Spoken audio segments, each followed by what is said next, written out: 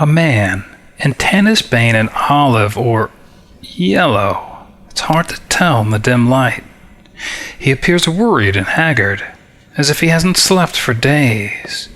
Or maybe the slob just always looks this way. Regardless, Inspector General Black has some questions. Hi there.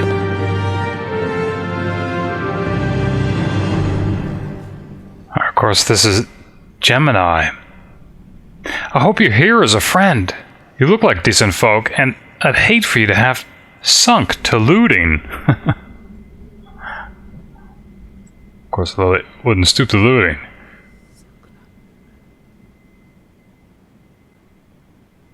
Yeah, I think she'd like to question him about what he knows about the undead infestation.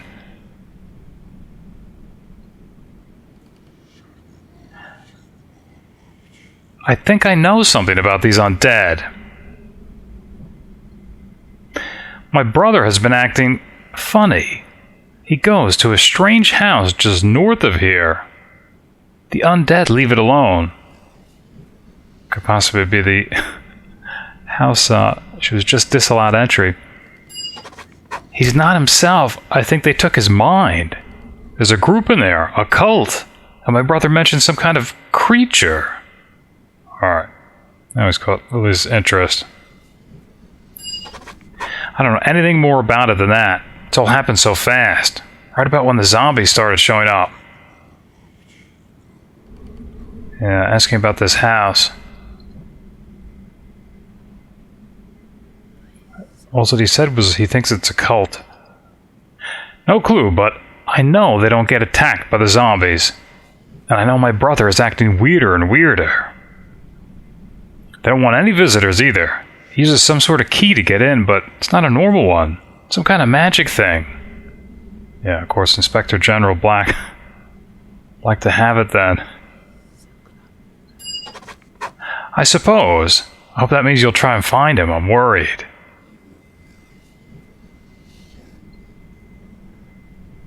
Alright, he's talking about the zombies. How they walk right around the house, but don't attack the people going in. My brother said the creature keeps them safe. I honestly don't know what he's talking about anymore. Now he's been gone for days. Yeah, she's not particularly concerned about his brother, unless his brother's going to present a problem.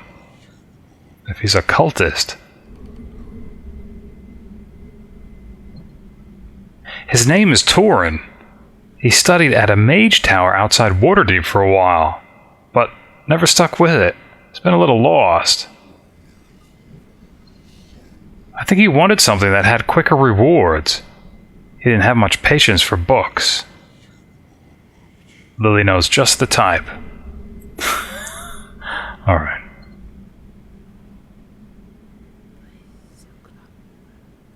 Yeah, he'd like to find his brother, but doesn't know if he can make it. Yeah, surely doesn't want Jemanie accompanying her. Maybe if I was more useful, I could have found him already. I don't know. I'll just stay here. The cult hideout is north of here. We're gonna look for him. That's where I'd start. These men and their imbecile brothers who fancy themselves mages. She imagines, however, that there can't be too many cults in the nest, and that Torin likely is a follower of the snake, too. And of course, news of a creature coming to power in the group sparks the interest of Inspector General Black. What Jemanie calls a key is actually a wardstone.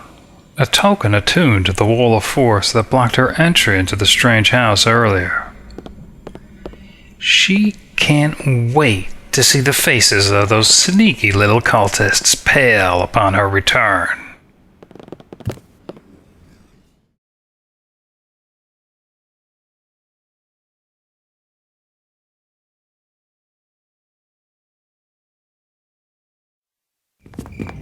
But first, a look around the rest of the district first, though it's already getting dark. which means it's an opportunity for her to brandish her new arcane light. She also takes the time to stock her quiver with normal arrows, as the undead are immune to poison. Undead are not only immune to poison, they're also immune to a slew of other things, including disease and mind-affecting effects, such as being charmed, confused, dazed, dominated, frightened, paralyzed, put to sleep, and stunned. They're also not subject to critical hits, subdual damage, ability damage, energy drain, or death from massive damage, though they are destroyed outright if brought to 0 hit points. And as I might have mentioned already, negative energy doesn't injure but heals undead, much like positive energy heals the living. Alright, here's Siril's Bakery. The owner of the Lady Don't Care can't resist seeing what, if anything, can be gained from Siril or his bakery.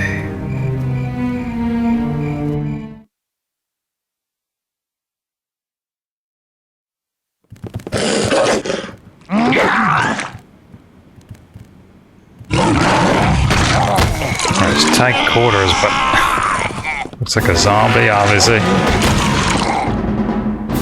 Alright, I think that was it. 2 of them.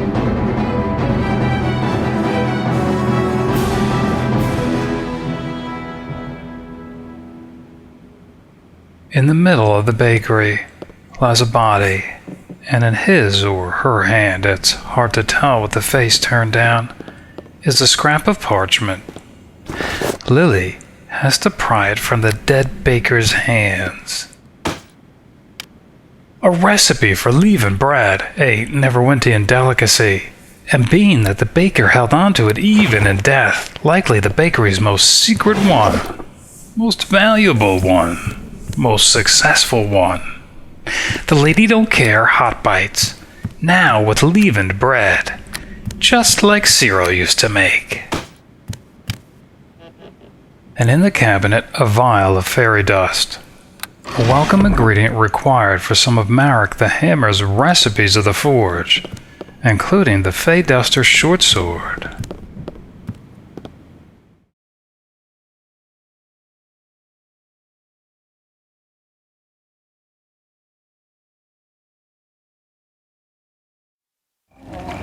Though Lilly wonders what exactly fairy dust is. It comes from the reclusive fae known as sprites, which include grigs, pixies, and the like.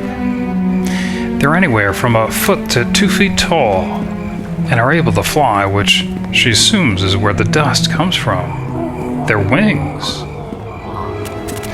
They're renowned for their mischievous demeanor, which makes Lilly wonder how anyone's able to collect the dust at all. She's never looked for it herself, since she's never even heard of a spell that even requires it. Perhaps it's collected from the forest trees about which they fly. Regardless, it sounds like apprentice's work to Lilly.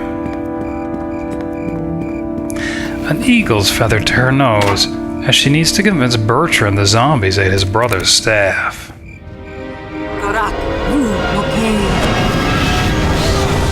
That'll never do.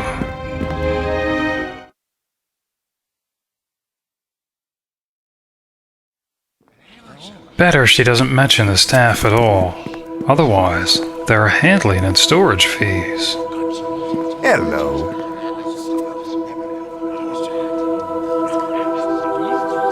Of course, speaking with Bertrand, as Lilly had found his journal and staff, although she probably wants to sell the staff.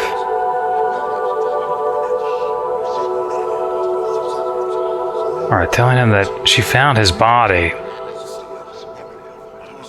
That cannot be. I will not believe it, not until I see his belongings with my own eyes. Alright, holding up the journal. You hold that book with no doubt in your eyes. I have to believe you. I did not even know he wrote. And you? What is your intention then? You have this journal. Was there anything else? He had a family heirloom that I would request be returned. Boy, I don't like these options at all. She's certainly not going to give them to him freely. Alright. Probably concocting a story about how the Office of Academic Affairs has to be recompensed for his efforts recovering the artifact. Price! Let me get this straight. You want me to pay you for the possessions of my dead brother? What kind of opportunist are you? She's probably explaining it's out of her control. Has to do with bureaucratic fees and whatnot.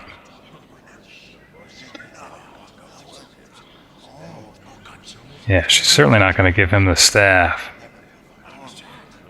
Or admit to even having it, I guess.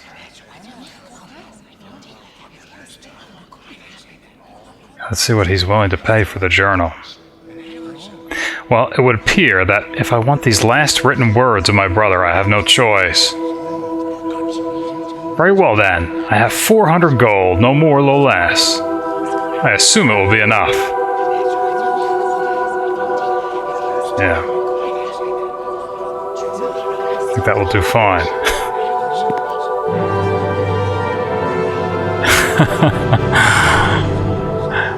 He misunderstands. And you take your dirty, filthy gold. I hope you choke on it. Now, was there anything else, or are you done bleeding me?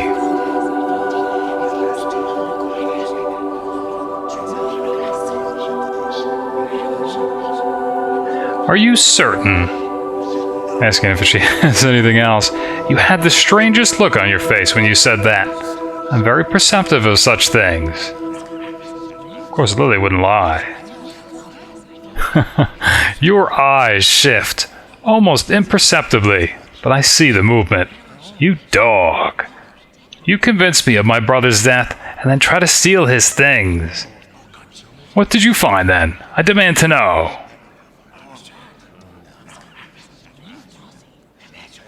Yeah. Thief! Scoundrel! Walk away then, but know that you take a piece of my brother with you. I hope it haunts you. How dare he accuse the Inspector General of petty theft? The dolt clearly doesn't understand civic procedure. Though, Lilly will have to get a new eagle's feather soon, as her current one seems to be waning in power. She can hardly believe he noticed anything amiss in her eyes. Hello to you. Alright, trading with the Temple. With her back to Bertrand, Lilly hastily gouges out the Penhold mark on the staff with her ring before procuring it for trade with the priest. Bertrand, the sole descendant of the Penhold line, will have to be satisfied with the inheritance of his dead brother's journal. Had he really cared, he would have gone out looking for his brother himself. Lilly puts it out of her mind and returns to the topic of mushrooms with her dusty diviner. Or rather, favorite meals, or actually, her not-so-gluttonous appetite. Things that Lilly likes and dislikes, in no particular order. Number 48. Dietary regimen. Like. Lilly has many vices, but food is not one that she indulges. Rather, it's one of the few aspects of her life where she exerts an extraordinary amount of self-control. And through this show of discipline, her superiority over others, especially other women like Linu, who think nothing of sitting down to eat fried mushrooms slathered with butter. Lilly would never eat like that. Well, at least out in public, that is.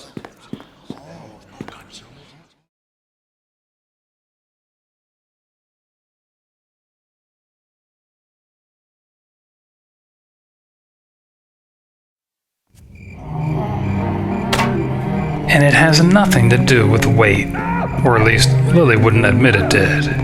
Rather, she'd claim her regimen is purely for good health, treating her body as if it were an elven temple, ignoring the fact that it would likely be better served by simple exercise than a harsh command of its appetite. And she's convinced it reflects well on herself.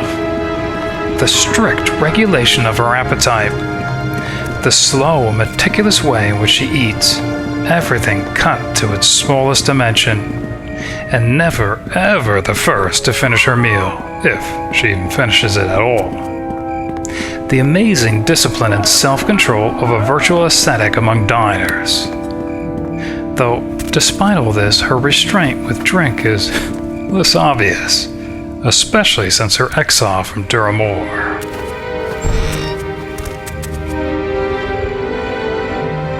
Alright, as before, a wall of fours blocking the way. And again asking if Lilly bears the proper sign. Alright, just gonna try again. Line that she follows the serpent. I see you carry the symbol. Welcome, Elven One, follower of the scale. All praise to our new matron. All praise to Gulman. Of course, that sounds awfully familiar. The sneaky little snake-worshipping cultists better start praying.